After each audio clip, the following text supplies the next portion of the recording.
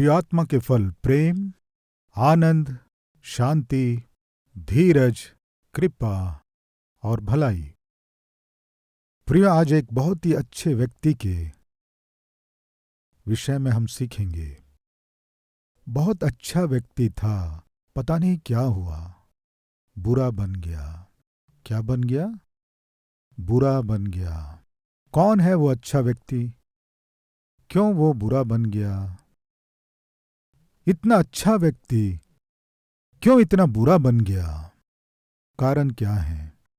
हम में कुछ अच्छे लोग हैं, आप बहुत अच्छे हैं, पता नहीं क्यों कई बार बुरे काम करते हैं। आप बहुत अच्छे हैं, पता नहीं क्यों अचानक जो काम नहीं करना उसे करते हैं। आप बहुत अच्छे हैं, पर पता नहीं क्यों अचानक जो बातें नहीं कहना है कह देते हैं। आप बहुत अच्छे हैं, पता नहीं क्यों अचानक आंखों को बिगाड़ लेते हैं, मुंह को बिगाड़ लेते हैं, विचारों को बिगाड़ लेते हैं, जीवन को बिगाड़ लेते हैं, चरित्र को बिगाड़ लेते हैं, शांति को बिगाड़ लेते हैं। मनुष्यों के साथ जो बंधन है, रिश्ते हैं, बिगाड़ लेते हैं। ऐसे हम क्यों करते हैं? इनके कारण क्या हैं? प्रियो, बाइबल में एक बहुत ही अच्छा व्यक्ति पता नहीं क्यों बुरा बन गया। इतना अच्छा व्यक्ति इतना बुरा व्यक्ति कैसे बन गया? हमारे हैदराबाद का एक महान इतिहास है। लगभग 450 वर्षों का महान इतिहास हैदराबाद के शहर का है। अमेरिका अस्तित्व में आया और बढ़ता गया, और अमेरिका उन्नति करता गया। हम कहते हैं ना, अमेरिका का हमारे हैदराबाद का जो इतिहास है उसका आधा भी नहीं है। पता है, हैदराबाद का लगभग 450 वर्ष का इतिहास है और अमेरिका का लगभग 270 वर्ष का इतिहास है। अमेरिका अस्तित्व में आकर 300 वर्ष भी पूरे नहीं हुए, लेकिन हैदराबाद का 450 वर्ष का इतिहास है। और हैदराबाद की विशेषता क्या है जानते हैं? ये भाग्य नगर है। क्या नगर है ये? भाग्य नगर। हैदराबाद में एक समय में गलियों में मोतियों को बेचा करते थे, रत्नों को बेचा करते थे। उतना ही नहीं, पूरे विश्व में बहुत ही बहुमूल्य हीरे मिलने का स्थान हैदराबाद था। विशेष करके गोलकोंडा फोर्ट। गोलकोंडा फोर्ट कभी आप गए क्या? कोई हैदराबाद आते हैं तो निश्चय गोलकोंडा फोर्ट जाते हैं। वो गोलकोंडा फोर्ट ये क्यों इतना फेमस है जानते हैं? गोलकोंडा फोर्ट के भीतरी भाग में यहाँ बहुमूल्य से बहुमूल्य हीरे थे। उस जमीन में बहुमूल्य हीरे थे। उन बहुमूल्य हीरों में एक है कोहिनूर डायमंड। पूरे विश्व में ही बहुत ही प्रसिद्ध बहुमूल्य डायमंड, कोहिनूर डायमंड, ये गोलकोंडा में ही मिला था। वो बहुत ही बहुमूल्य और बहुत ही ऐश्वर्य से भरे हुए फोर्ट के रूप में उन दिनों जाना जाता था। इसीलिए औरंगजेब नाम का एक सम्राट गोलकोंडा फोर्ट के ऊपर आंख लगाया। ये लगभग 40 मंजिला बिल्डिंग जितना ऊंचा होता है, उतना ऊंचा ये गोलकोंडा फोर्ट है। ये लगभग 400 फीट ऊंचा है। इस गोलकोंडा फोर्ट के निर्माण में लगभग 62 वर्ष लग गए। कितने वर्ष? 62 वर्ष लग गए। और उतना ही नहीं, उस फोर्ट के चारों ओर एक बड़े दीवार का निर्माण किए। लगभग 1100 किलोमीटर के अंतर में चारों ओर एक विशाल शहरपना को बनाए, किले के दीवार का निर्माण किए। उस दीवार के आगे गहरे गंधक को खोदे और उसके चारों ओर भी तालाब जैसा बनाया गया और उसमें भयानक मगर रहा करते थे। अगर मान लीजिए किसी को फोर्ट में कदम रखना है तो ये जो मगर हैं, ये जो पानी है, ये जो गंधक है, इन्हें पार करके जाना असंभव था। उस फोर्ट में केवल एकमात्र फाटक था। अगर उस फाटक को हाथियों के द्वारा आकर यदि हमला करे तो भी उस फाटक में बहुत ही मजबूत नुकीले और तेज कीलों को लगाए हुए थे। अगर आकर जोर से सिर से यदि जोर से धक्का लगाए तो सिर भी फट जाएगा, इस तरह बनाए। लगभग 8 महीनों तक औरंगजेब गोलकोंडा के सम्राट को अपने अधीन करना है, ये सोचकर बहुत कोशिशों को किया। कुतुब शाह नाम के सम्राट को विजय पाने की उसने बहुत कोशिश की, लेकिन उससे नहीं हो पाया, क्योंकि उन गंधकों को पार करना, फोर्ट में चढ़ना संभव नहीं था।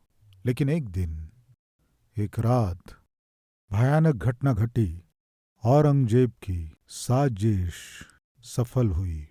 एकदम से औरंगजेब के साथ आई हुई सेना फोर्ट में प्रवेश कर गई। उस कुतुब शाह नाम के सम्राट को बंधक बना लिए, परिवार को भी कब्जे में कर लिए, बांध कर ले गए। उस दिन वो सम्राट हार गया। क्या हुआ था जानते हैं? उस फाटक के पास रहने वाले रखवाले को औरंगजेब ने घूस देकर खरीद लिया। जिस दीवार के निर्माण में 62 वर्ष लग गए, हजारों लोगों का परिश्रम, ऊंचा वो दीवार एक दुष्ट व्यक्ति के घूस लेने के कारण ये सारा परिश्रम और बनाया गया ये दीवार और सारी संपत्ति उस रात खो दिए।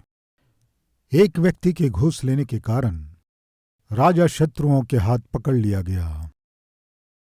चाइना वॉल के विषय में सारी विश्व में चर्चा होता है, क्योंकि चाइना वॉल विश्व के 7 अद्भुत में से एक है।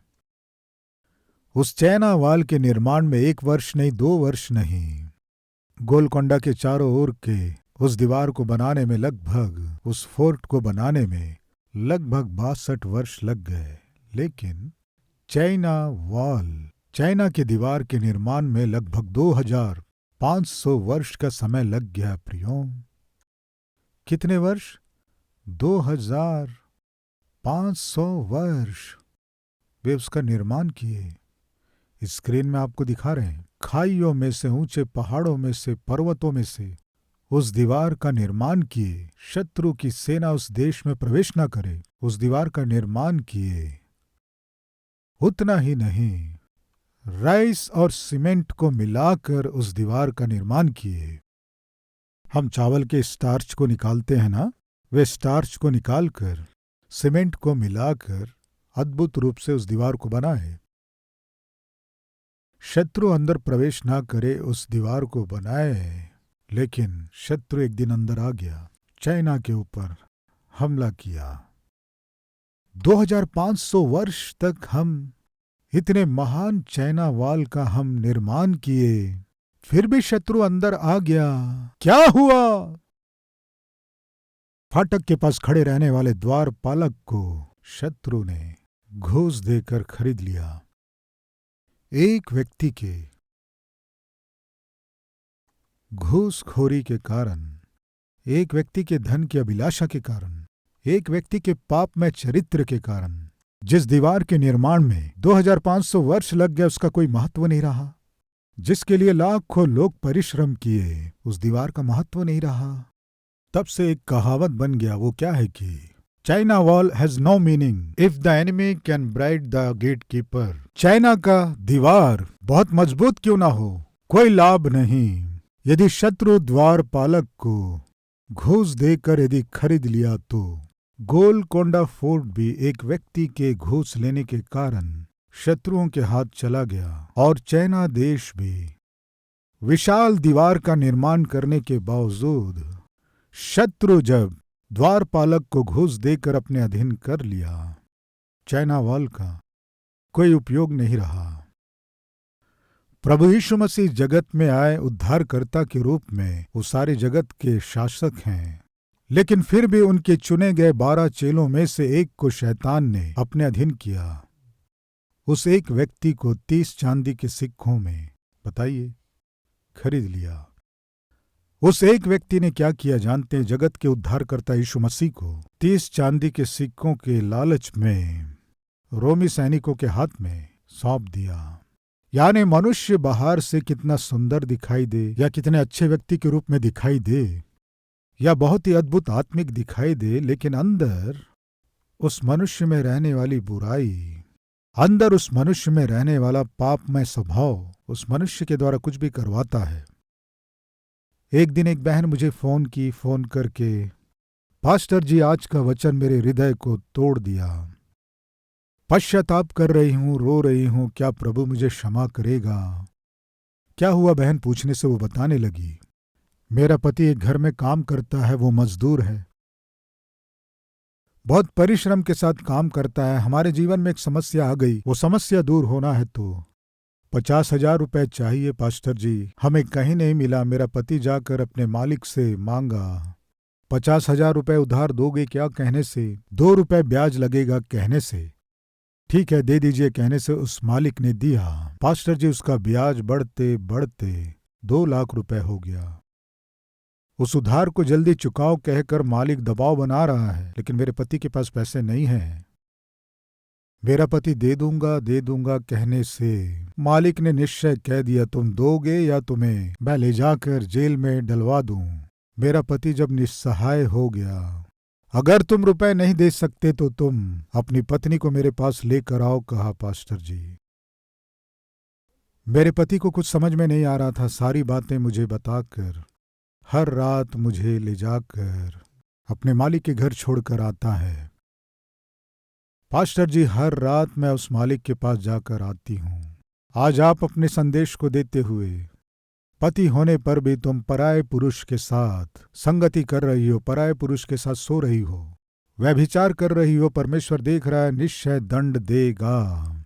इस वचन को जब मैं सुनी मेरा हृदय टूट गया। मैं क्या करूं पास्टर जी? प्रिय, उधार लेने के कारण पति ने क्या किया अभी आपने सुना। मेहनत करके या कुछ और करके उधार चुकाना था, लेकिन अपनी पत्नी को ही बेचना क्या है? क्या है ये? कितनी बुरी बात है। यानी मनुष्य अपने कष्टों में से दूर निकलने के लिए, समस्याओं में से दूर निकलने के लिए, उसके दबाव में से बाहर निकलने के लिए, कर्ज में से बाहर निकलने के लिए कोई ना कोई शॉर्टकट मेथड्स को चुन रहा है। आज हमारे बीच कोई है क्या? आप अपने समस्याओं में से बाहर निकलने के लिए, कष्टों में से बाहर निकलने के लिए आप किसी शॉर्टकट रास्ते को ढूंढ रहे हैं क्या? किसी गलत रास्ते से जाने की कोशिश कर रहे हैं क्या? परमेश्वर के विपरीत मार्ग से आप जाने की कोशिश कर रहे हैं तो एक बार सोचिए। परमेश्वर के विरोध में, परमेश्वर की मर्जी के विरोध में आप शॉर्टकट रास्ते से, नौकरी में आप ऊपर आना चाहते हैं, शॉर्टकट मेथड्स में प्रमोशन पाना चाहते हैं, तरक्की करना चाहते हैं, बहुत सा धन कमाना चाहते हैं, बहुत सा धन दौलत इकट्ठा करना चाहते हैं, इस तरह यदि आप अपने जीवन में उन्नति करना चाहते हैं तो सुनिए, वो शॉर्टकट मेथड आपके जीवन में खतरे को लेकर आएगा। बाइबल के एक व्यक्ति के विषय में मैं आपसे बताता हूं, ध्यान से सुने। वो एक चरवाहा था, भेड़ों को चराता था, खराई के साथ भेड़ों को चराया करता था। इस तरह खराई से भेड़ों को चराते समय एक दिन अचानक भालू आ गया। भालू जब आकर हमला किया, एकदम से उसका सामना करके उसे मार डाला और भेड़ की रक्षा किया।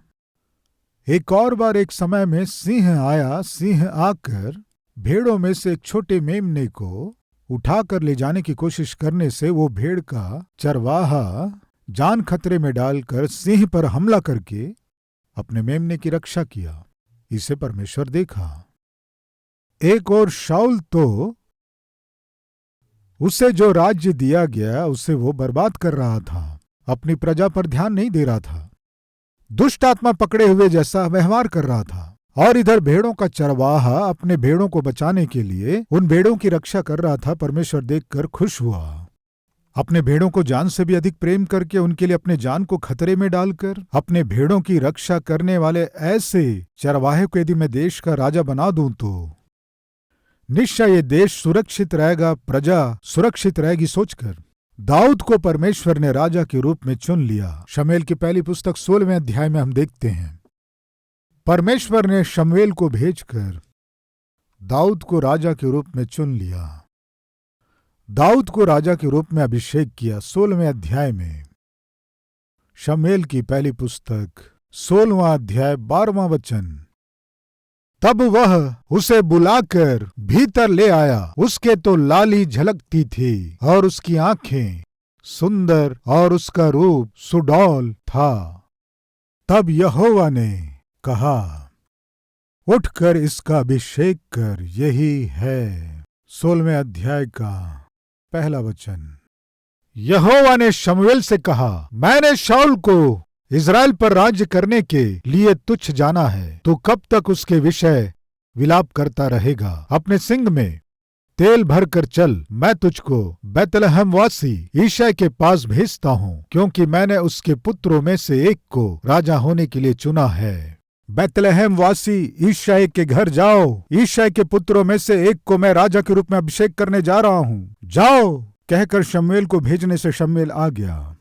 यिशै के पुत्रों में से किसी को भी परमेश्वर राजा के रूप में चुना नहीं, लेकिन जो अपने भेड़ों से जान से भी अधिक प्रेम करके उनकी रक्षा कर रहा था, उस खरे और पवित्र और आत्मिक व्यक्ति जो दाऊद था, परमेश्वर ने उसे अभिषेक किया। प्रियो, कितना बड़ा सौभाग्य है। वो सपने में भी नहीं सोचा कि मैं एक चरवाहा राजा बन जाऊंगा।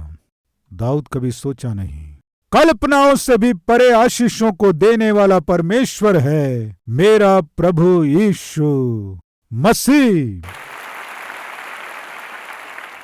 प्रियो, बचपन में जब मैं बातचीत करता था, मेरी बातें मेरे पिता को भी समझ में नहीं आती थी, इतना स्पीड बात करता था।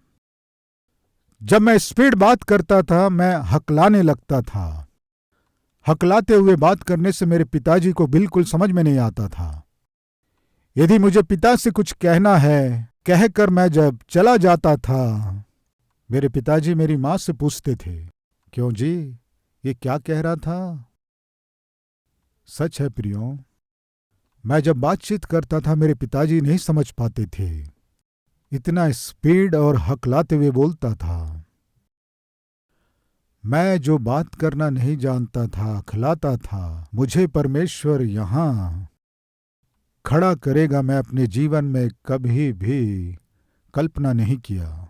मेरी माँ, मेरे पिताजी कल्पना नहीं किए, मेरे परिवार में किसी ने भी कल्पना नहीं किया।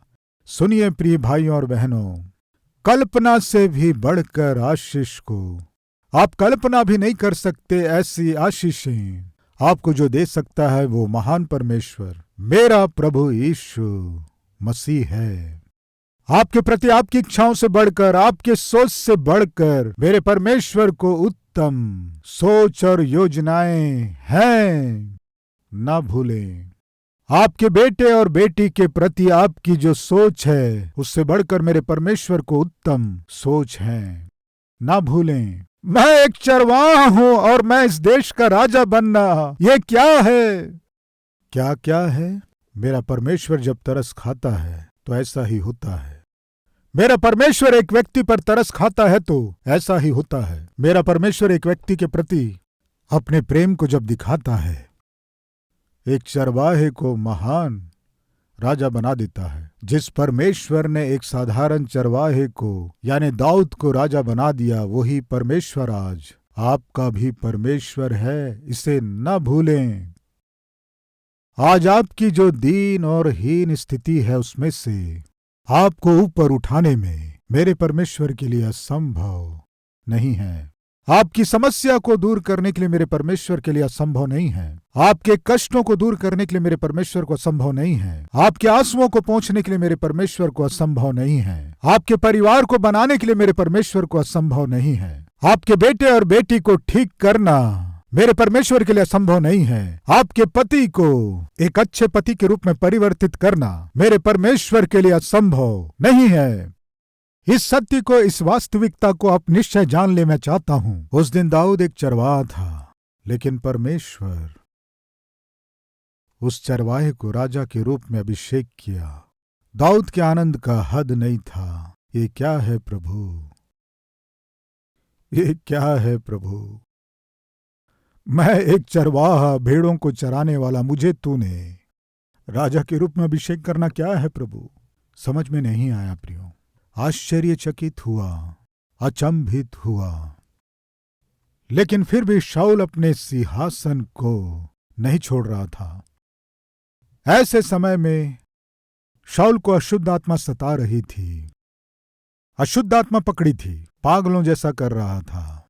किसी ने कहा, शाऊल को यदि अशुद्ध आत्मा से छुटकारा पाना है तो यदि कोई आकर वीणा बजाए, संगीत बजाने से, वीणा के बजाने से दुष्ट आत्मा निकल जाएगी। ठीक है, बुलवाओ, इस देश में कोई वीणा बजाने में कोई निपुण है तो बुलवाओ।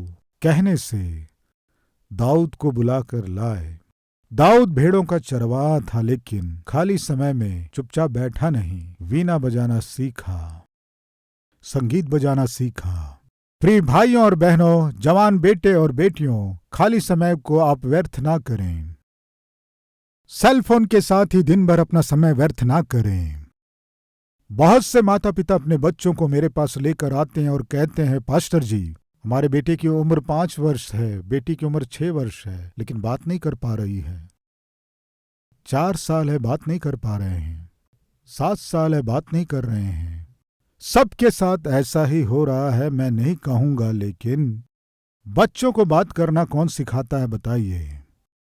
माताओं, कौन? बताइए। माँ। लेकिन इन दिनों में माएं, बच्चा पास आता है तो चलो जाए यहां से। बेटा जब रोता रहता है, सेल फोन लेकर उसके हाथ में थमा देते हैं। बेचारा वो भी। माँ बात नहीं करती, माँ बात नहीं सिखाती, वो कहां से सीखेगा बातें? रोने से उसके हाथ में भी मोबाइल थमा देते हैं। वो बेचारा फोटो देखते देखते देखते रहता है। वो भी फोटो देख रहा है, ये माँ भी कुछ देखते रहती है। ये बच्चा बात कहां से सीखेगा? इन दिनों में 10 बच्चों में से 2 या 3 बच्चे बात नहीं कर पा रहे हैं। कारण जानते हैं? माँ के पास समय नहीं है बच्चे को बातें सिखाने के लिए। Cellphone, cellphone, cellphone. माँ बच्चे को भोजन खिलाते हुए, चंदा मामा की कहानियां बताते हुए, माँ को बातें सिखाते हुए इन दिनों में हम नहीं देखते हैं। दादी या नानी को पास भी नहीं आने देते हैं। कम से कम दादी या नानी गोद में उठाकर चंदा मामा की कहानियां बताते हुए उससे बात करती थी, उसे बातें सिखाती थी। इन दिनों उन्हें भी बच्चे के पास नहीं आने देते हैं। अब ऐसा हो गया कि ना दादी आ सकती है, ना नानी आ सकती है, और ना दादा या नाना बच्चे से खेल सकते हैं। ये माँ बच्चे को सिखाए, ये भी नहीं हो रहा है। कहां से सीखेगा बच्चा? सबके विषय में ये सच नहीं है, लेकिन कुछ लोगों के विषय में ये सच है। आज इस संदेश को सुनने वालों में कोई भी माँ या कोई भी पिता, पास्टर जी, हमारा बेटा ठीक से बात नहीं कर पाता है, कहने से सबसे पहले वो ठीक से बात करना नहीं। हेलो, आप ठीक से बात नहीं कर रहे हैं। सबसे पहले आप बात कीजिए अपने बच्चों से, तब वो बात करेगा आपसे। ये सत्य है। प्रिय भाई और बहनों, उस दिन दाऊद के मुंह से शब्द नहीं निकल रहा था, ये क्या है प्रभु, मुझे राजा बना दिए। प्रिय परमेश्वर के पास आकर सहायता मांगने से मेरा परमेश्वर आपके प्रति जो उत्तम उद्देश्य हैं उन्हें पूरा करेगा। विश्वास करने वाले मेरे साथ मिलकर प्रार्थना करेंगे।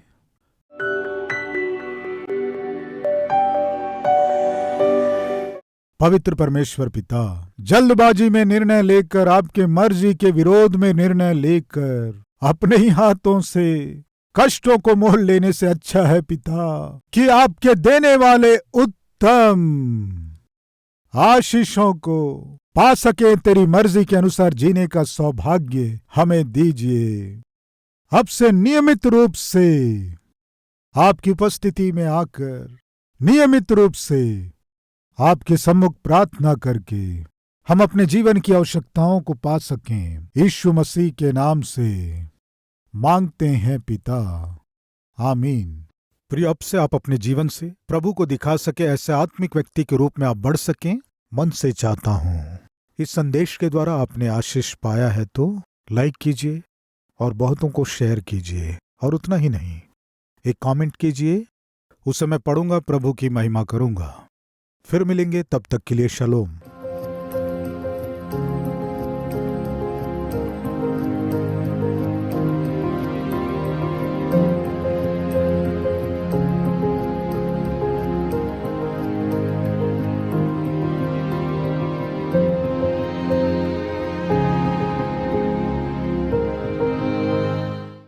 हमारा पता Calvary, post box number 30, Kukatpally, Hyderabad 72।